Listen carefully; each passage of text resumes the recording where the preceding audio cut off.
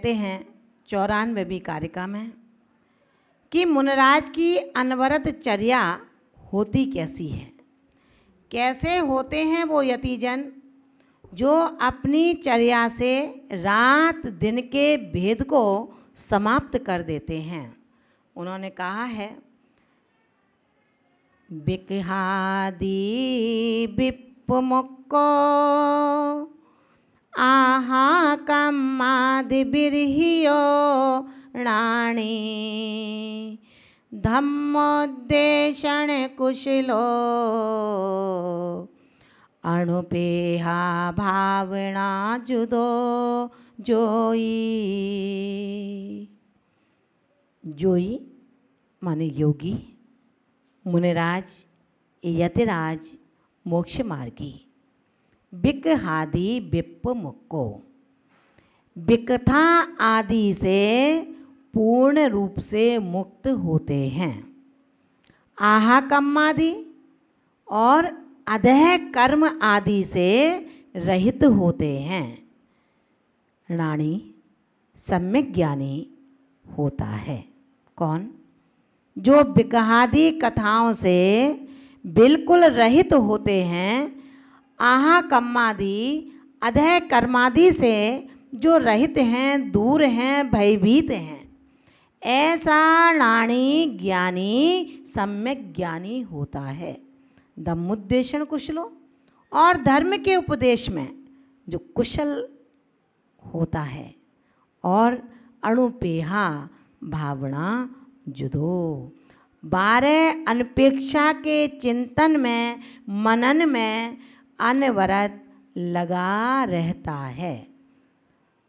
चिंतन मनन से जो युक्त है, ऐसा वो मुनिराज मुनि मोक्ष मार्गी अपनी चर्या से, अपने चिंतन से, अपनी धारणा से अपनी आत्मा का पोषण करता है, न कि शोषण का कारण है। समझ में आया? कैसे होते हैं यतिराज, कैसे होते हैं वो श्रावक? महाराज अखबार पढ़ लो, आज की न्यूज़ क्या निकली है देख लो। महाराज कहते हैं कि भैया मैं भगवान महावीर का शिष्य हूँ, इन राष्ट्र कथाओं में फंस गया तो अपने वंश से छिटक जाऊंगा, अपने वंश से टूट जाऊंगा। और टूटने वाले की कीमत 20 रुपए की रहती है, और जो गुच्छे में लगा रहता है वो 80 रुपए का बिकता है। ध्यान रखना, जो टूटा है वो वेश कीमती होने के बावजूद भी 2 कौड़ी का रह गया, और जो जुड़ा है, याद है ना सभा में कालिदास जी बैठे थे, मौन, उनके मौन ने उनको इतना प्रखर बना दिया कि पांडित्य रग रग में भर गया। और जो बोलते ही रहते हैं, कहते ही रहते हैं, अपने व्रतों के अन्यथा प्रवृत्ति में रहते हैं। श्रावक भी सावधान हो और साधु भी सावधान हो। अगर साधुओं ने अपनी साधना की ऊंचाइयों को पकड़ा है तो उसका कारण उसका गुरु और श्रावक जो उसके भक्त होते हैं उनका बहुत बड़ा हाथ होता है। अगर साधु अपनी ऊंचाइयों को छूता है तो भी उसमें हाथ श्रावक का है, और साधु नीचे गिरता है तो भी उसमें हाथ श्रावक का हुआ करता है। ध्यान रखना, किसी भी यति को, किसी भी साधक और साधिका को, त्यागी व्रतियों को हम उन वस्तुओं को दान ना करें जो वस्तुएं उनके धर्म से उनको विमुख करती हों। एसी में बैठने का कोई सुझाव ना दें कि आप माताजी बीमार हैं एसी में बैठें।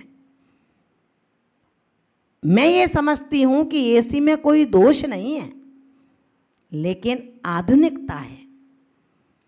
जितने हम अपनी साधना में पगे रहेंगे, जितने हम कष्टों को सहन करने में सहिष्णु बनते चले जाएंगे, सच मानना साथियों, आप उतने ऊंचे उठते चले जाएंगे। धूप से लू में पका हुआ फल खरबूजा बड़ा मीठा होता है, और यदि पाल में पकाया जाए तो वो मीठा नहीं होता। जिसने तपन को स्वीकार किया है, जिसने तपन के और हवा के गर्म, हवा के झकोड़ों को सहन किया है, वो पीला फल मधुर और स्वाद युक्त होता है। इसी तरह मेरे आचरण का जो फल मुझे प्राप्त होगा, सच मानना जब ही प्राप्त होगा मधुर, जब आप अपने व्रतों के निरतिचार स्थिति में पारंगत हो चुके होंगे। कोई श्रावक कितना भी कहे कि लो माता जी अखबार पढ़ लो, आप तो सिर्फ अपने विकताओं से बचना, कि नहीं ये राष्ट्र कथा है, इसके अंदर मुझे राष्ट्र कथा में पढ़ने से मेरे श्रद्धान में, मेरे सम्यक दर्शन में दोष लगता है, मैं इन अखबारों को नहीं पढ़ सकती। कोई भी चर्चा देश में क्या हो रहा है, उस मोक्ष मार्गी को इससे कुछ लेना देना नहीं होता। याद होना चाहिए, जब हमारे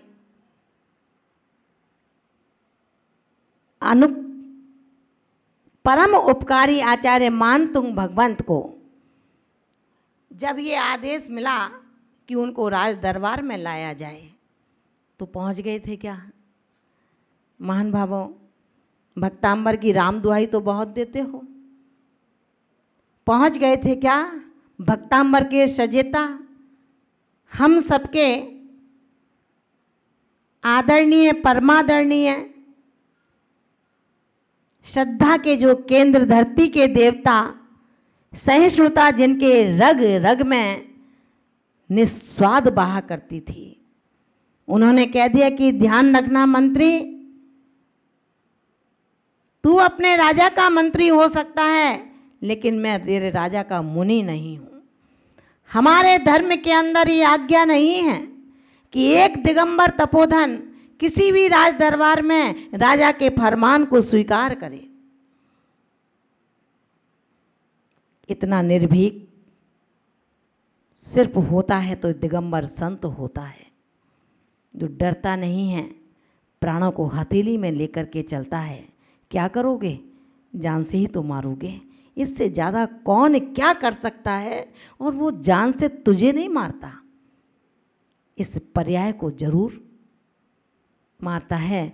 तो पर्याय को तो काल ही कभी मार देगा, पर्याय को तो आयु ही कभी मार देगी। इस पर्याय के रक्षा के लिए अपना धर्म नष्ट भ्रष्ट कर देना हमारे तपोधन नहीं जानते।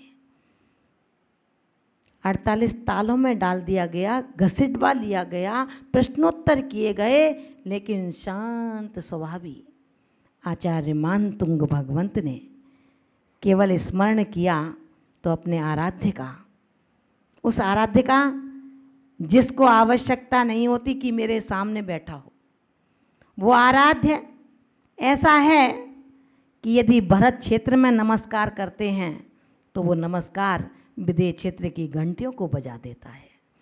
भरत क्षेत्र के अयोध्या में यदि एक अच्युतेंद्र अहिमेंद्र जन्म लेता है तो स्वधर्म के सिंहासन को कंपायमान कर देता है।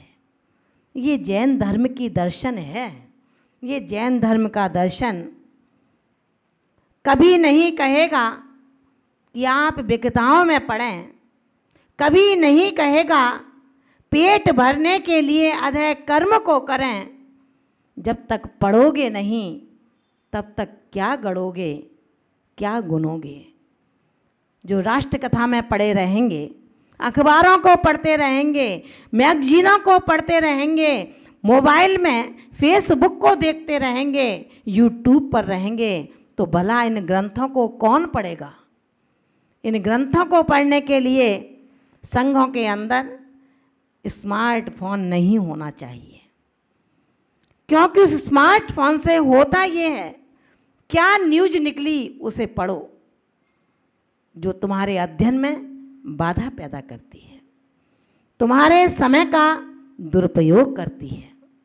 तमाम ऐसे भक्त होते हैं जिनका काम यही है, पढ़ो और जाकर के कहो।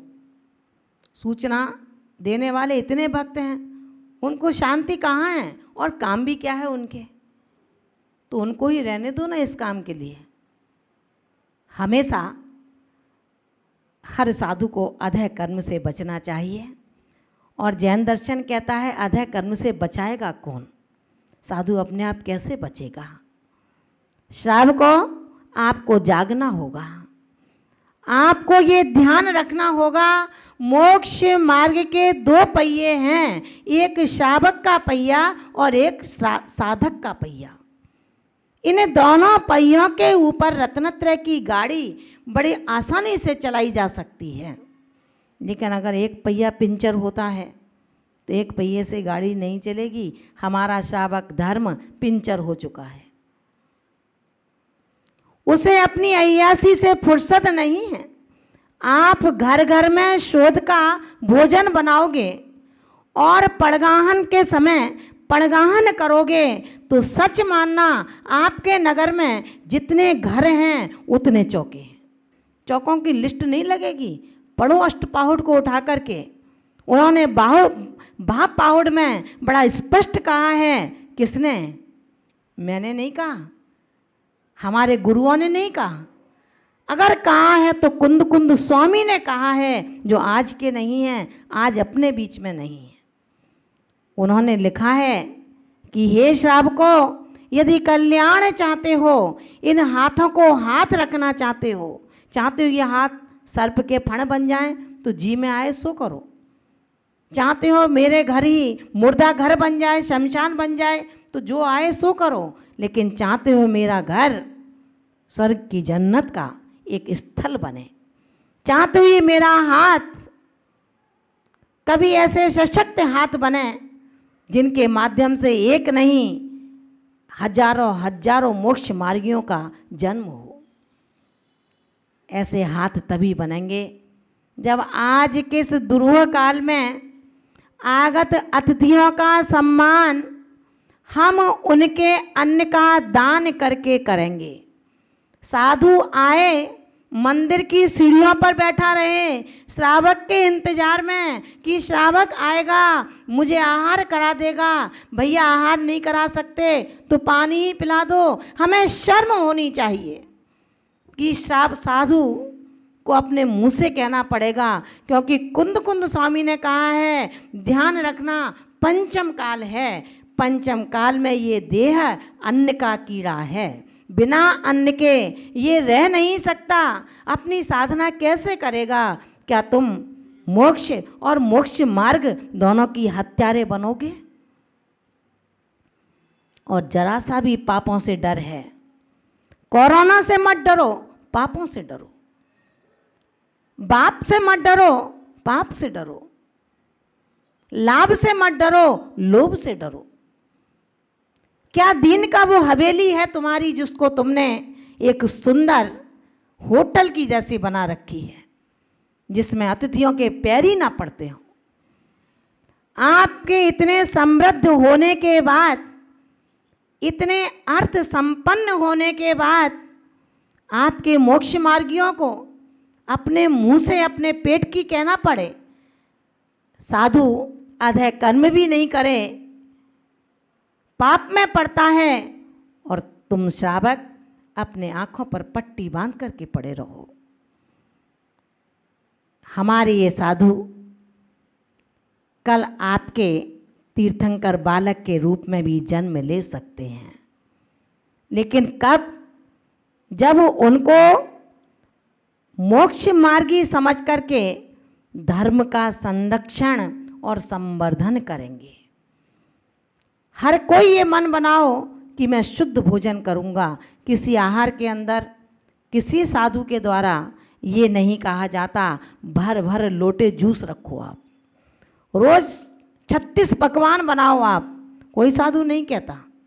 आप तो बहुत सिंपल भोजन आप शुद्ध कराएं और वो भोजन साधु के नाम का ना हो। यदि साधु के नाम से चौका लगता है तो वो भोजन साधु के योग्य नहीं रहता है। आचार्य कुंद कुंद स्वामी भाव पाहुड़ में इसकी व्याख्या कर रहे हैं। और यदि साधु अपने मुख से अपने लिए एक चटनी की भी कह देता है तो कुंद कुंद स्वामी कहते हैं 100 वर्षीय साधु हजारों सैकड़ों उपवास का अध्येता उस तप को धूलि में मिला देता है। विचार आता है जो अधः कर्म से आहार ग्रहण करते हैं, ऐसे यतिराजों का, ऐसी साधिकाओं का वन में रहना, शून्य स्थान में रहना, वृक्ष के नीचे ध्यान करना क्या करेगा।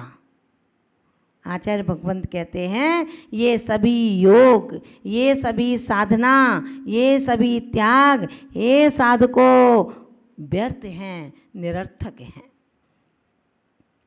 कितने भी कायोत्सर्ग कर ले, कितना भी मौन धारण कर ले, लेकिन यदि एक इशारा श्रावक को दे दिया, भैया पारस जी समझ लेना उसने अपना सारा तप ज्ञान धन भैंस पानी में डूब जाती है। आपने बुद्धिपूर्वक दीक्षा ग्रहण किया है।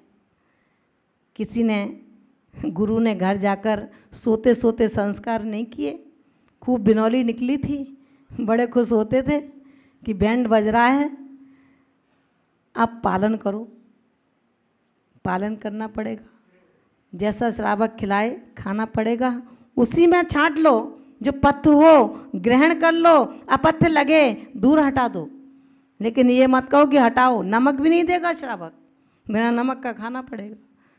और पूछेगा माता जी नमक, हम माता जी क्या कहें चुप रहेंगी तो नहीं नहीं है बहुत है, खारा हो जाएगा, उसमें नमक नहीं होता। लेकिन साधु उसका इशारा भी नहीं कर सकता। और उसके बाद में कुछ बोल भी नहीं सकता। अगर बोलता है तो अपने भाषा सम्मति से च्युत होता है। ध्यान रखना, साधकों की चर्या कोई बतासा नहीं है मुंह में रखा और उतर गया, और इतनी दुर्गम भी नहीं है लोहे की चने की तरह की मुंह में रखा, दांत टूटे लेकिन चना ना टूटा, ऐसा भी नहीं है। लेकिन हम सतत सावधान रहें और मैत्री भावों से युक्त होकर के मुक्ति के मार्ग को जो हमने स्वीकार किया है उसको भुक्ति का मार्ग न बनाएं।